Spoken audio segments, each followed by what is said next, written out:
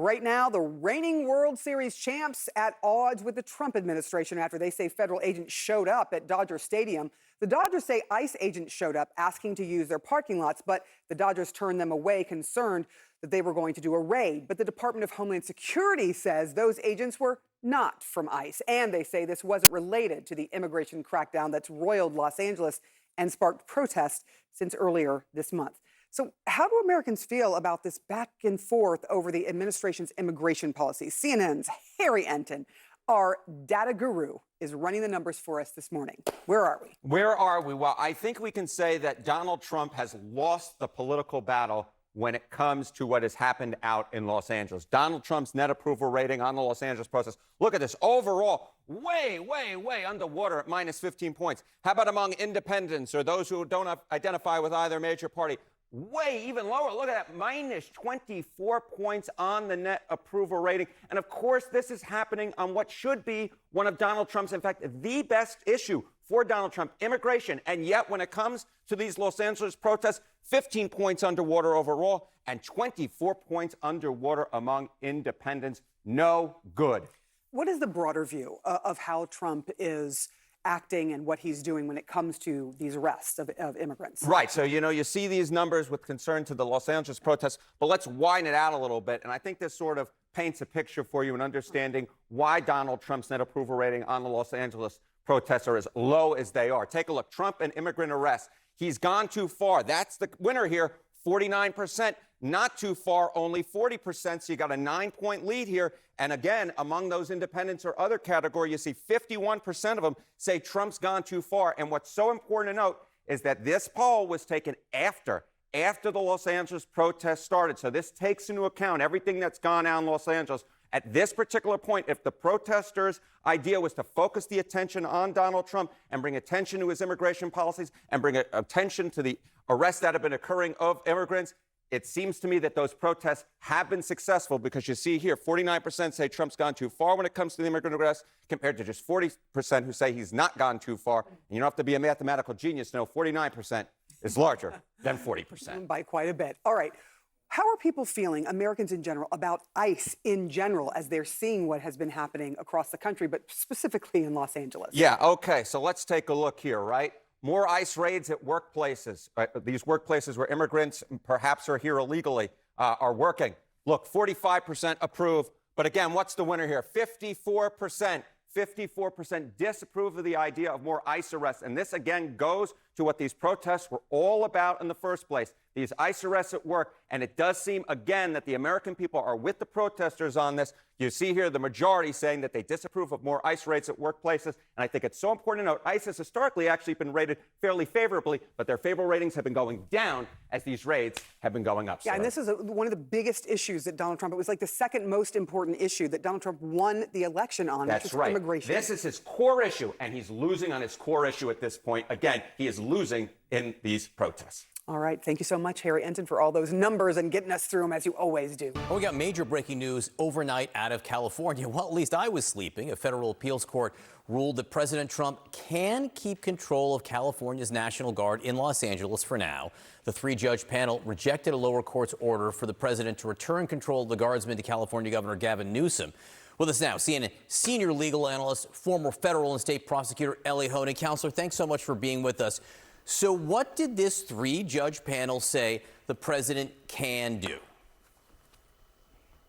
John, so this is a win for the Trump administration, a setback for Gavin Newsom in the state of California. The core holding here is that the courts do have a role, but a very limited one, in reviewing the president's decision to deploy the National Guard. The courts basically said, we, the courts, cannot reverse the president simply because we might disagree. We have to give the president, quote, broad deference, meaning we have to let the president do what he wants unless he has done something that is patently absurd or taken in bad faith. And then the court applied that very broad deference to this case, and they found that, well, one of the reasons Donald Trump gave for deploying the National Guard is it's necessary to enforce federal laws, and the Court of Appeals said that's reasonable, that's within his power, therefore the power remains with the president to deploy the National Guard as he has done here. He can use them, in theory, in this case, to protect ICE agents during apprehensions and to protect federal buildings.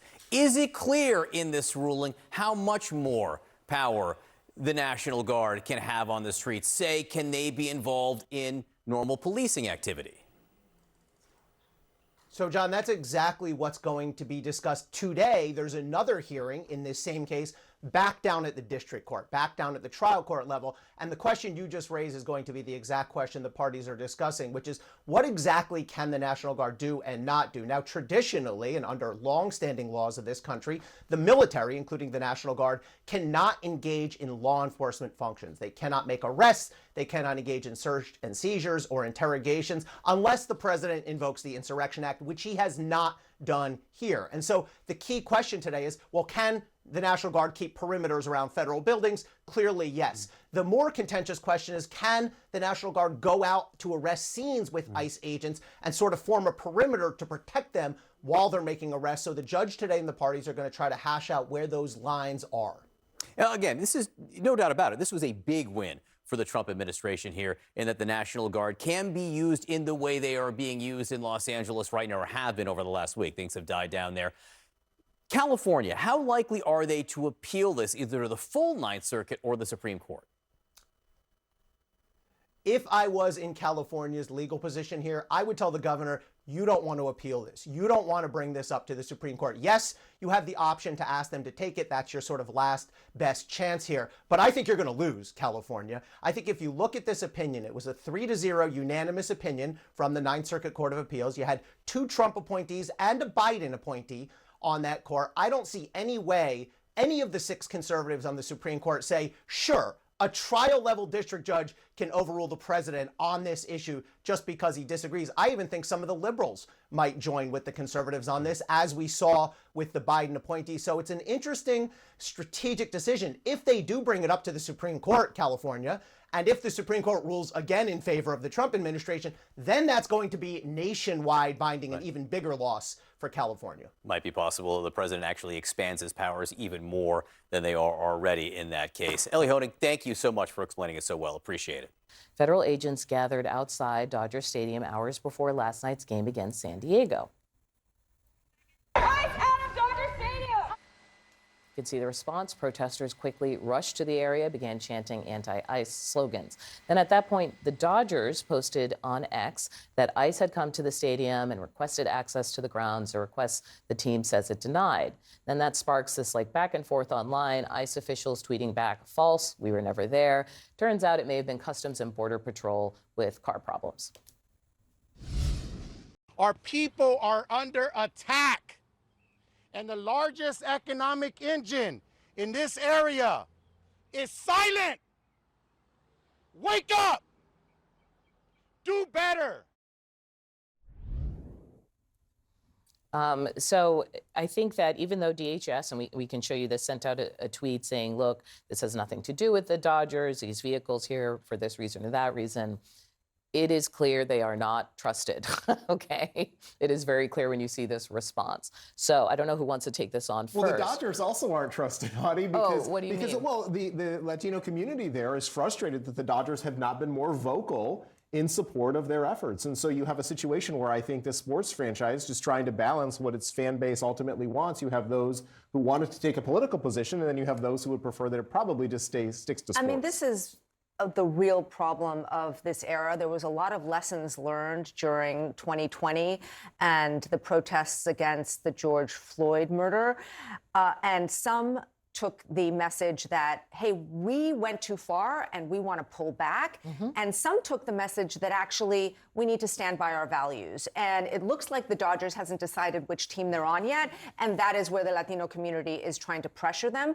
You know, at the end of the day, what the Dodgers do, what they don't do, you know, they are a homegrown team, and there is a big Latino community there, and those Latinos are not happy. In the meantime, Dodgers star Kike Hernandez posted this on Instagram. I'm saddened and infuriated by what's happening in our country. This is my second home, and I cannot stand to see our community being violated, profiled, abused, and ripped apart. Do you think more people might speak out? I think it is a good thing that people are speaking out, because at the end of the day, what you're seeing happen in LA and cities across the country are people are protesting these, ICE raids, which are tearing apart communities. I mean, going into restaurants, daycare centers, schools, tearing people out of their jobs. that is not the way to enforce the laws. And I think what's also, especially in LA, you're seeing such heightened tensions with the National Guard being there. And, you know, the governor of the state didn't even request the National Guard to come in. So tensions are so high that I think people are also frustrated when an institution like the Dodgers is staying silent. Yeah, it was interesting to hear them talking about it being an economic engine, et cetera, really laying into them in the way Lulu's talking about.